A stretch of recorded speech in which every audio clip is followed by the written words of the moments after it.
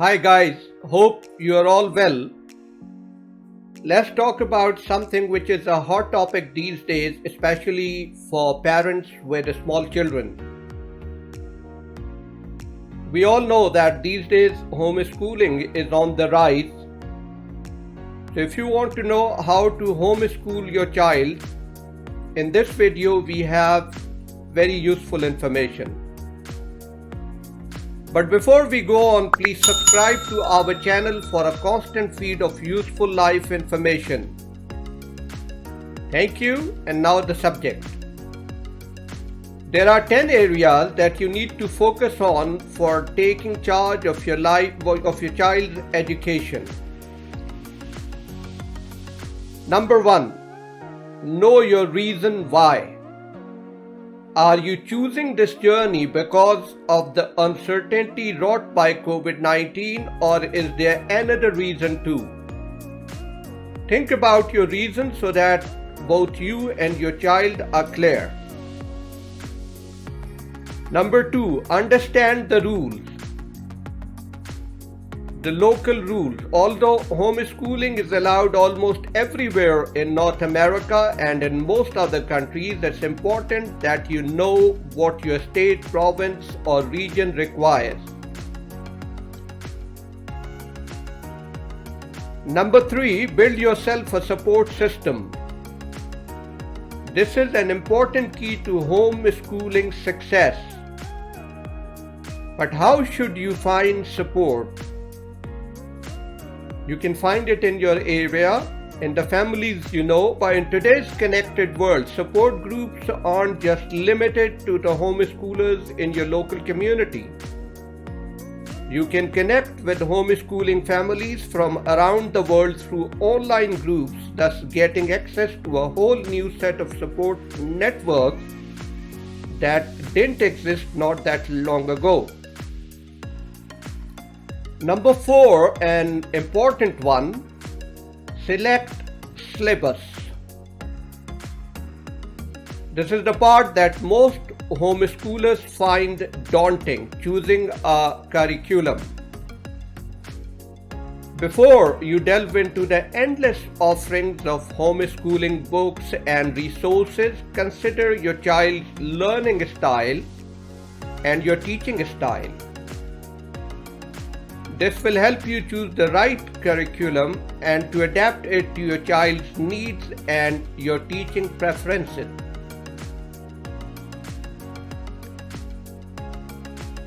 To summarize, here are some of the main approaches to homeschooling syllabuses. Number 1 is school at home or traditional method. This is basically the public school system brought into your home. This method involves textbooks and notebooks just like your child would use at school. And then classical. Classical approach divides childhood into 3 segments involving a lot of rote fact learning in the early years. And then this is followed by application of logic in the middle years and rhetoric in more advanced years.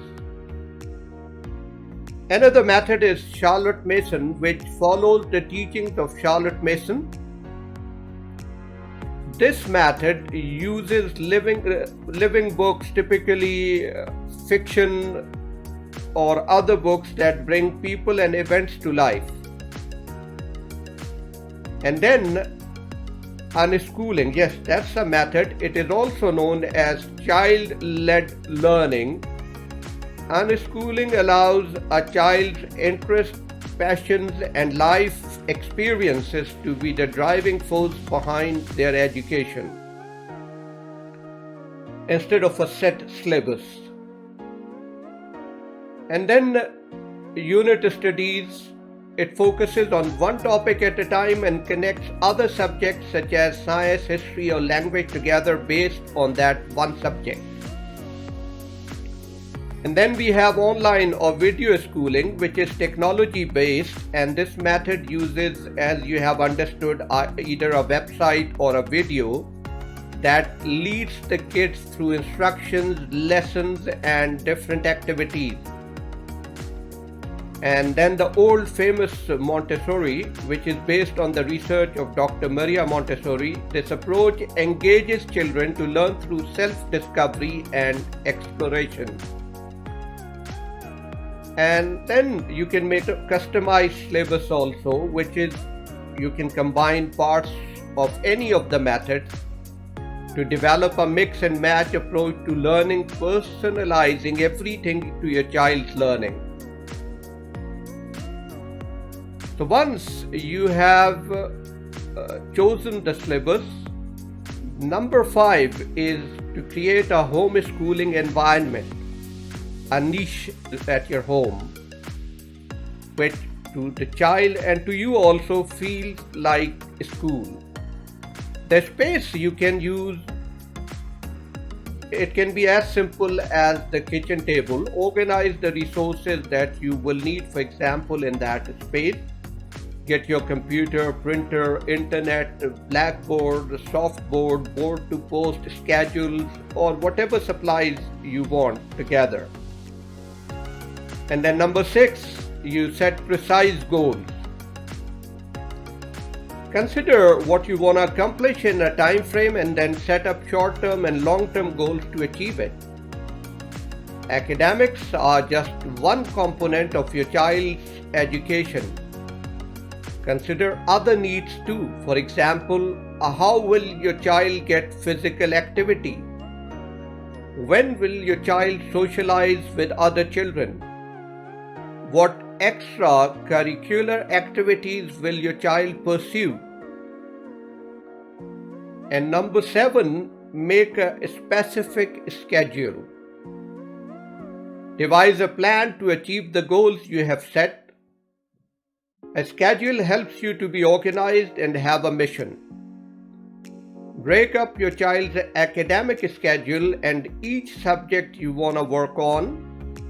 Identify your learning week by week. Make time for outdoor trips and activities. Use homeschooling's flexibility to best adapt your schedule to your child's changing needs. And number 8, watch out for homeschooling traps. Look, there are 3 main risks in homeschooling. Number 1, feeling isolated. To join a support group or socialize with like-minded folks to make sure that your child does not feel isolated, and neither do you educating them.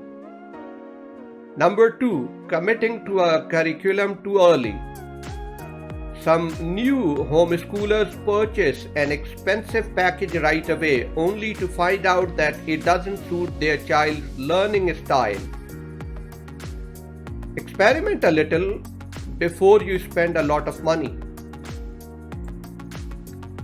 Third is the inability to adapt. Adjusting to the freedom and flexibility of homeschooling is a challenge. And this is a challenge that you have to meet. Learn as you go and adjust as needed. Number 9, know the basics about child learning. You have to understand that a child is constantly learning from initial body movement to crawling to walking to talking, and the process goes on.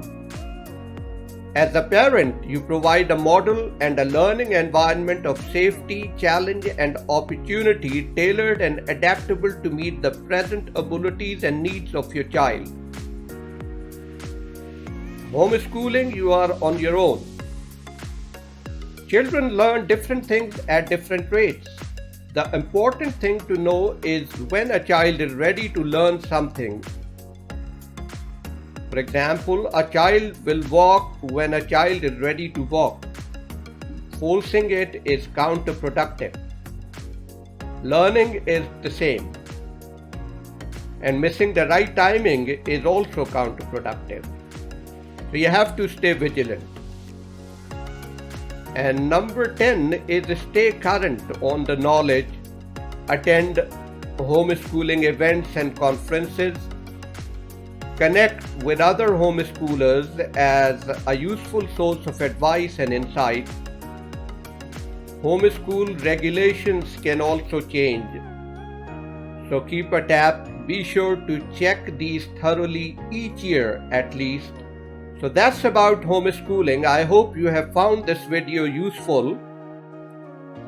If you are familiar with homeschooling and have some insight or experience to share, or if you want to say something, please share your comment in the section below. And don't forget to subscribe and like this video. Thank you.